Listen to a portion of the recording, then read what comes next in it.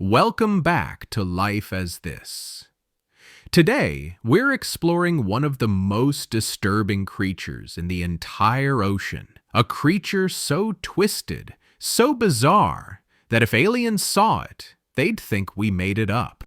Today's question: why would you never want to be born as an anglerfish? Spoiler alert, the answer is actually horrifying. First, let's talk about where you'd be living. You're in the deep sea, the Mariana Trench deep. We're talking about depths where sunlight is a myth, water pressure can crush you like a soda can, and the closest thing to a neighbor is something that wants to eat you. The anglerfish lives anywhere from 2,000 to 4,000 meters below sea level. That's basically living in permanent darkness with a roommate situation from hell.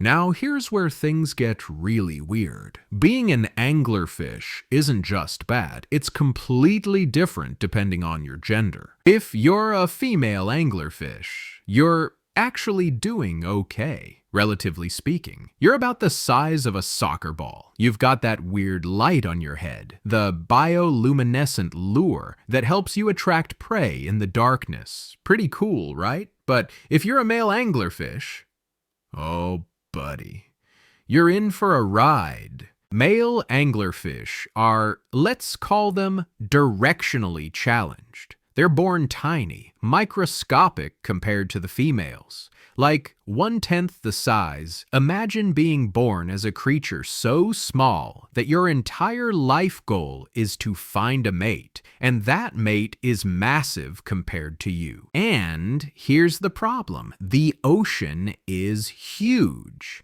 Finding a female anglerfish in the pitch-black depths is basically the worst game of hide-and-seek ever invented. So what does the male do? He smells her.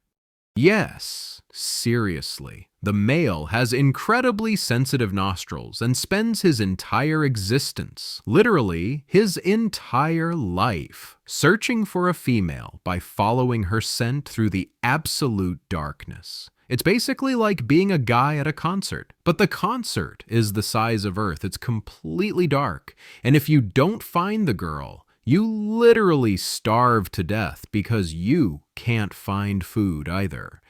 Finally, after searching through endless darkness, potentially for years, the male finds a female. Congratulations, you've succeeded.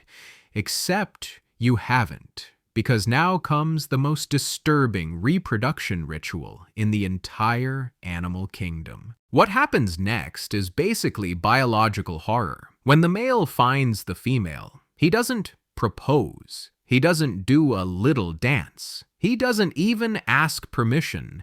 He bites her.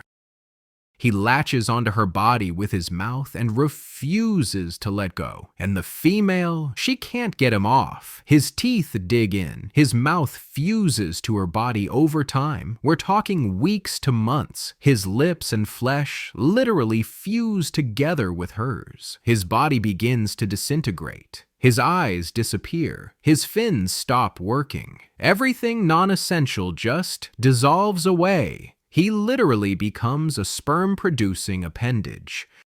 He's no longer a fish. He's an organ. His entire skeleton starts to degenerate. He loses all motor control. He can't eat anymore. He's just attached, like a permanent attachment to the female's body. The female has effectively adopted a parasite that she created with.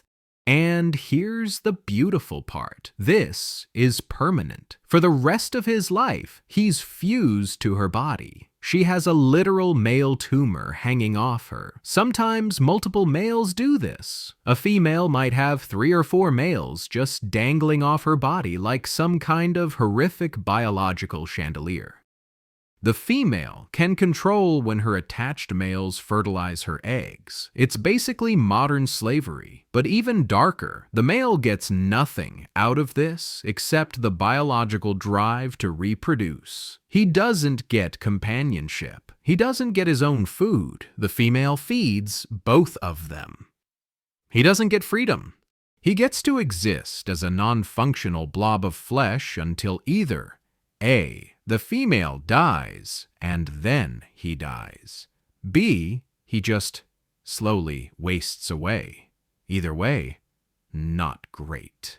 Let's talk about the full life cycle because it's all equally terrible. Stage 1. Birth. You're born as a larvae, tiny, vulnerable, in an environment where literally anything can eat you. Your survival rate is basically 0. Stage 2. The search. If you're male, spend years in complete darkness, smelling around for a mate. No food sources, no community, just endless searching. Stage 3. The nightmare fusion. You find a female and become part of her body. You lose your independence, your body, your identity. Stage 4. Reproduction. You fertilize eggs. That's it. That's your entire purpose. Stage 5. Death. You die attached to your mate. Meanwhile, if you're a female, you're still not having a great time. You're stuck in complete darkness. You're a floating nightmare creature with literal male parasites attached to your body. You're responsible for feeding extra mouths. The pressure at these depths alone would crush your body. But wait, there's more. Fun fact number 1. The bioluminescent lure on the female's head, it's powered by symbiotic bacteria. She's basically farming bacteria on her face. Gross. Fun fact number 2. The deep sea has so few anglerfish that scientists estimate males spend most of their lives never finding a mate. They literally just disappear into the darkness and die alone. Fun fact number 3. Some species of deep-sea fish just give up on the whole partnership thing. They're hermaphrodites. They're their own partners. Even they're like, nope, not dealing with that male fusion nightmare. Fun fact number 4. If a male somehow doesn't fuse with a female, he'll just eventually starve. There's not enough food down there to support an independent existence. So there you have it. Being an anglerfish is basically a nightmare wrapped in darkness, soaked in disturbing biology, and served with a side of existential dread. If you're ever feeling bad about your life, just remember, at least you're not a male anglerfish searching through an endless void for someone to parasitically fuse with. If you enjoyed learning about life at the bottom of the ocean, hit that subscribe button and turn on notifications. Thanks for watching, and remember, life could always be worse. You could be born an anglerfish.